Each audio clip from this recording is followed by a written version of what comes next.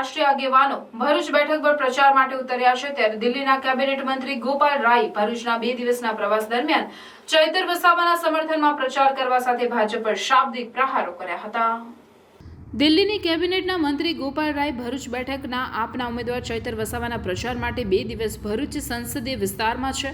તેઓએ વિવિધ સ્થળે રેલી સભામાં ઉપસ્થિત રહી ચૈતર વસાવા માટે ચૂંટણી પ્રચાર કરી રહ્યા છે। ભાજપ પર શાબ્દિક પ્રહારો કરતા ગોપાલ રાયે ભાજપની 400 પારની વાતને ટાંકીને બંધારણ બદલવા હોવાનો આક્ષેપ કર્યો હતો। ભાજપ ભલે તે ના કહે પણ ભાજપની કરણી અને કથનીમાં ફેર છે कि भाजपा को सरकार बनाने के लिए 272 सीट चाहिए। ये 400 क्यों करा जा रहा है? उनके कई सारे नेताओं ने ये बात रखी है कि हमें संविधान बदलना है, इसलिए हमें 400 का बहुमत चाहिए। और इसलिए पूरे देश में हर जगह ये बात दिख रही है कि अगर 400 पार अगर भाजपा को सीट मिलती है तो इस देश का संविधान बदलेगी। लोकतंत्र पे हमले लगातार हो रहे हैं और जिसका सबसे बड़ा उदाहरण है, आज देश के अंदर 2 चुने हुए मुख्यमंत्री प्रचंड बहुमत से आज जेल में। आज एक आदिवासी मुख्यमंत्री हैं इस देश में, हेमंत सोरेन, आज वो जेल के अंदर हैं। 3 बार के चुने हुए प्रचंड बहुमत के मुख्यमंत्री अरविंद केजरीवाल आज जेल में। ઇલેક્શન કમિશન પર પણ ભાજપે કબજો કર્યાનો ગોપાલ રાયે આક્ષેપ કર્યો હતો, તો કર્ણાટકના સેક્સ સ્કેન્ડલનો પણ કટાક્ષ કર્યો હતો। इलेक्शन कमीशन में चुनाव आयुक्त की नियुक्ति के लिए जो कमेटी थी, इसीलिए चीफ जस्टिस ऑफ इंडिया को उस कमेटी में रहना था और उनको उठा करके बाहर कर दिया गया। क्या डर था चीफ जस्टिस ऑफ इंडिया से? एक ही डर था कि बहुमत नहीं थी। अगर कोई चीफ जस्टिस ऑफ इंडिया अगर ऑब्जेक्शन करेगा तो अपने मनमाफी जो है चुनाव आयुक्त नहीं नियुक्त कर सकते। तो चीफ जस्टिस ऑफ इंडिया किसी पार्टी के तो नहीं होते।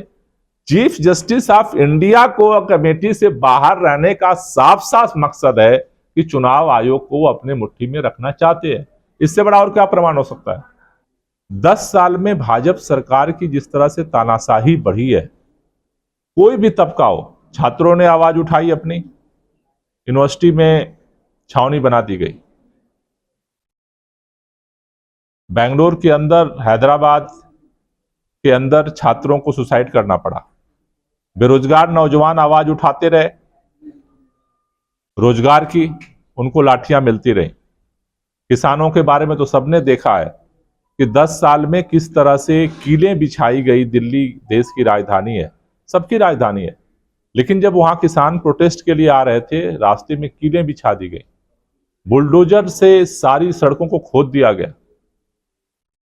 तो आज हर तबका एक ही बात महसूस कर रहा है कि इस देश में जिस तरह से भाजपा सरकार ने तानाशाही पूर्ण रवैया अपनाया है, इसको बदलना जरूरी है।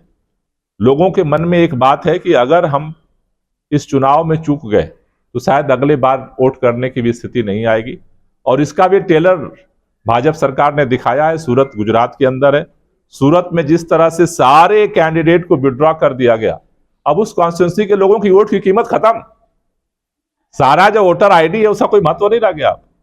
वैसे ही अभी इंदौर के अंदर एक्सपेरिमेंट उन्होंने किया है, अरुणाचल प्रदेश के अंदर एक्सपेरिमेंट किया है। तो जिस तरह भाजपा बढ़ रही है, बात चुनाव की नहीं है, पूरे संविधान की है, लोकतंत्र की है। मेरे ख्याल से देश में मतदार तो होंगे, लोगों के पास मतदार आईडी कार्ड भी होगा, लेकिन वोट नहीं पड़ेंगे।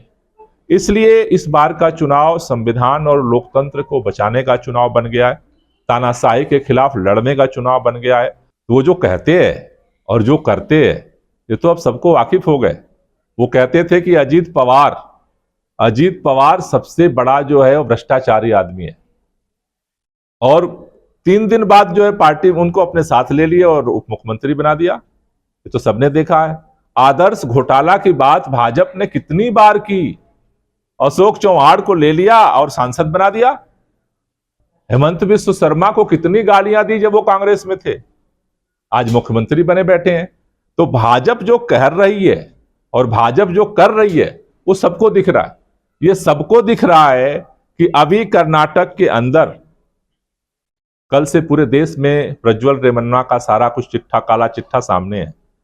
प्रज्वल रेवन्ना का प्रचार करने खुद प्रधानमंत्री जी गए थे।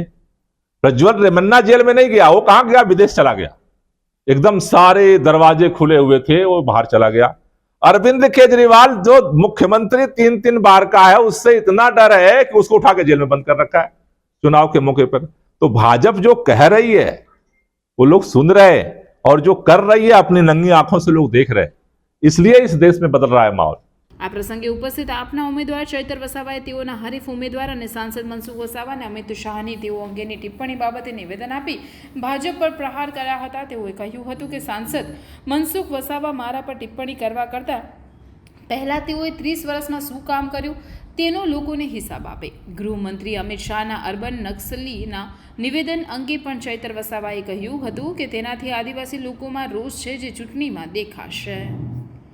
ગઈકાલે ભરૂચ લોકસભાના સાંસદ શ્રી મનસુખભાઈએ મારા નામ જોગ જે ટીકા ટિપ્પણી કરી છે, તો મનસુખભાઈ આટલા સિનિયર સાંસદ છે, પોતે આગળ એનડીએમાં મિનિસ્ટર હતા, ગુજરાત સરકારમાં મિનિસ્ટર હતા, તો આ ભાષા એમની અસંસદીય ભાષા એમને શોભા નથી દેતી।